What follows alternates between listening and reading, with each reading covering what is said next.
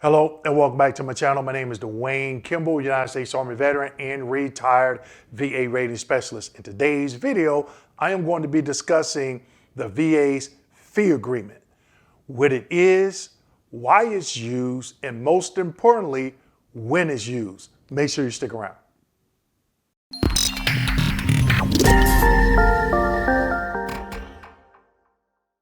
Okay, everyone, the topic of discussion today is fee agreement for claims agents and attorneys. Now, before I get into today's video, I want to make sure everybody understands. I am not advocating that you go out and obtain representation from a VSO, claims agent, attorney, or consulting firm. We all live in America. Well, the majority of us do, but some veterans live outside of the U.S., but we all are Americans. We live in the U.S. You get to choose who you want to work with, okay? So I'm not going to say you should not work with this company or you should not work with this lawyer or agent or vice versa or whatever. At the end of the day, the decision has to be yours. But whatever decision you make sure you ask questions. So, fee agreements. What are they? Why are they used? And when are they used? Went out to the M21-5, not the M21-1 that I normally share, but -5. Did some research, and I'm going to share what I found with you. So let's go ahead and get into it. Slide number 1. Here in slide number 1, this is the M21-5. Now the -5 covers high-level reviews, supplemental, informal conferences, procedures, et cetera, et cetera, et cetera, okay? And this -5 is requirements for a valid fee agreement, okay? To be a valid fee agreement must be written, be signed by the claimant and the representative, and contain the. Now, as you can see, the second bullet comment, I have underlined and, okay? So you need all 3 of these. And keep in mind, there is no particular form or template that's needed, okay? It just needs to have this information, be written, be signed by the claimant and the representative, and contain what? Name of the veteran, name of any disinterested third party payer, and the relationship between that individual and the represented individual. Department of Veterans Affairs file number, which is the veteran's social security number, and specific terms under which the amount to be paid for the services of the agent or attorney will be determined. Now, we all know or should know that the highest percentage that the VA will pay a claims agent or attorney from the back pay is 20%. Okay? Also keep in mind, some attorneys and claims agents, they'll say, hey, I'll waive this fee. Don't pay me 20%. And when that's normally done, they have a separate agreement with the veteran, normally for a higher percentage, okay? Also, I provided the 38 CFR down below that covers the fees, all right? Now, as I go through these slides and show you the M21-5, I did not copy the entire M21 manual reference, and as I always state, I'm giving you the number and the name of these references so you can go out and continue to do your own research. Let's keep going. Slide number 2.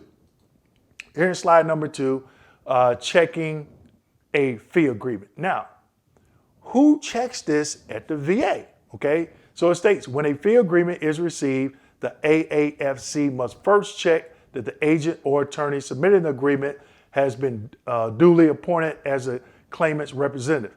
What is the AAFC? Agent Attorney Fee Coordinator, okay? These are the individuals that make sure that agent or attorney gets paid, all right? Now, if you go down below in the notes section, it states a fee agreement must be signed by both the claimant and the individual agent or attorney appointed as a representative of record on what? VA Form 21-22 Alpha, okay? So basically what they're saying here is not only on the fee agreement, the lawyer or agent needs to list their name and sign. The veteran does as well. And the 21-22 alpha needs to accompany that, because if it doesn't, if there's no fee agreement of record, the agent or the lawyer does not get paid by the VA, but they could have a service agreement for maybe a 33 1/3% of the back pay. Okay, a lot of veterans don't know that. All right, move right along. Slide number 3.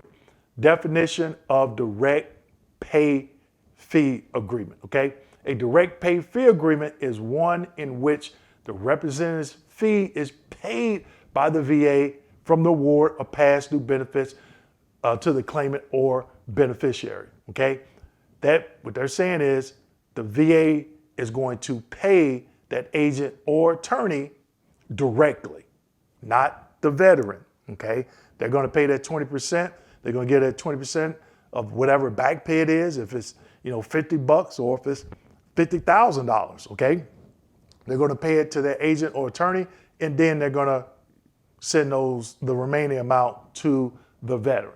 Okay, let's keep going. Slide number 4. This one, fee amount permitted for direct payment of fees. Okay, what I have highlighted in red, VA will only directly pay fees when the total fee, excluding expenses, is not greater than 20% of the total amount of past due benefits. This fee amount is considered presumptively reasonable. Okay, so VA is saying, you know what, 20% is a reasonable amount to pay an agent or attorney for them to represent you and help you win your back pay on appeal, or when you go through the appeal process.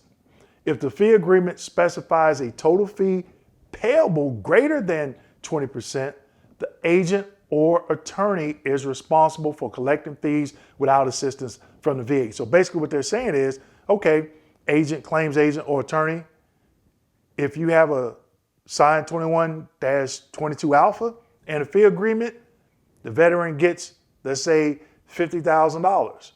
We're only, meaning the VA, we're only going to give you 20% of that. But you can go back and charge the veteran another 20% outside of the VA, or whatever amount that you and that veteran agree upon. Okay, so VA is saying they allow that.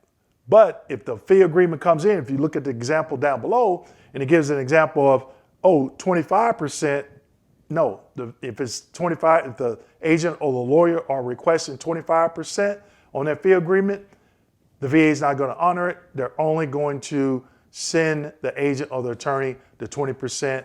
The agent has to get that additional 5% from the veteran. Okay, I've seen that in some files when I used to rate. Now, I never was an attorney. They call them attorney fee coordinators. I never was an attorney fee coordinator, so I never had to calculate that amount or anything like that. All right, last slide. This slide here, again from M21-5, when a direct pay fee agreement must be filed. Okay, this is critical. A fee agreement generally must be filed with the AOJ within 30 days of when it is signed. However, if a fee agreement is successfully associated with the file prior to authorization of the award, okay, meaning a decision has been made, it's authorized, and they're about to send it out to the veteran, if it's a record at that time. With the file prior to authorization of the award, the fact that the fee agreement was not filed within 30 days of execution would not be a basis for denying fees to an agent, attorney who would otherwise be entitled. Now, just as a word of caution to all agents and attorneys, I'm pretty sure you know this, it wouldn't be a bad idea if you're submitting a 21-22 alpha for the veteran, go ahead and do it, submit that fee agreement as well. That way you won't have any problems. Down below it says important, a fee agreement is fully executed once it is signed by both parties, the agent, attorney, and the claimant, beneficiary. Measure the 30-day period from the date of the final signature applied to the document, okay? So VA has done, I think they've done an excellent job of explaining this in the M21-5. Veterans, you have to go out and look at this information, educate yourself, and understand it before you just start signing paperwork with a claims agent or attorney. Okay, so if you didn't understand it, go back, watch this video again, because not only do I give you the number to the M21 manual reference, I'm giving you the name of it, okay? So again, I don't advocate anybody not working with a consulting company, VSO, claims agent, attorney. It is totally up to you. But regardless of which way you decide to go, ask questions. Read whatever information or documents that you are signing. Again, I cannot stress enough, ask questions. So if claims agent or attorney say, oh, we're not going to take 20%, you get to keep that, but we're going to charge you 33 1/3. You have to sign a service agreement with us. They are allowed to do that, okay? But again, it is up to you if you want to move forward. So with that being said, make sure you like, subscribe, hit that notification button, and don't forget to share this video with your fellow veterans. Thank you.